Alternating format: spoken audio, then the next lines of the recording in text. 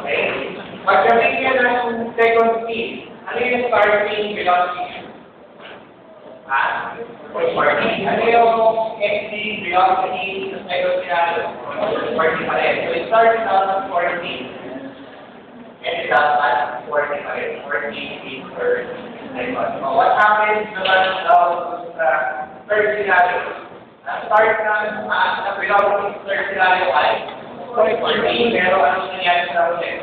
0. Kasi positive na yung 40. So from 40 again. Ayan. So this is now your velocity. Tapos dito, velocity times curve. Ano? Acceleration times curve. Okay? Ano naman displacement? Yung layo sa parating ng automobile. Meron mga distance na abot yung automobile at the start. Start ka. Wala. Next pala distance ba? Okay? We are all assuming itong motion curve natin, ito na, hindi ko pa alam itong mga values na ito. Pinapasok pa lang yung motion curve. Pinapasok pa lang siya.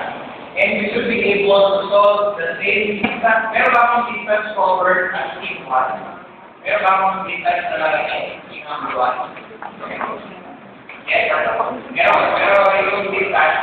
Katulad kanina, hindi pa natin na lang. Alam mo meron distance na lang. Pero by how much, hindi pa natin na lang. So, let's say, itong distance na ito is S1. Okay? At team number 2, yung pangalawang team. Yes, may ako distance. So, from here, extend ko lang, this is S2. Okay? From the second stage, you start ng third stage, nagkawa na ako sa fourth stage.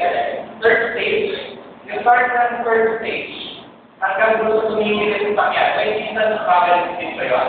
Meron pa rin. So from here, dito, sa horizontal line, next one and two, for next line. So if you will be using motion curve, ito dapat sa kalaman ng graph. Ito dapat ang acceleration time graph mo. Ito dapat ang velocity time graph mo. At ito dapat yung displacement time graph mo. Okay. Meron tayong mga things to take note dito. Kasi dito, pag gumamit nyo ng motion curve, yung acceleration time curve natin. With no uncertain area. Area under the acceleration time curve ay change in velocity. So can we get the area?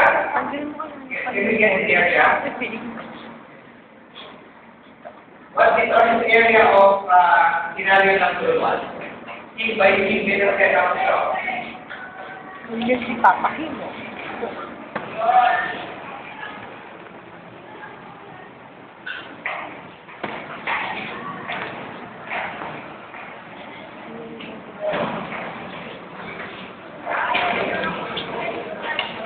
Sabi natin, yung multiplied by times 1, this area is equal to the same quantity. What is the initial velocity? 0. So therefore, d of 1 is equal to 10 seconds.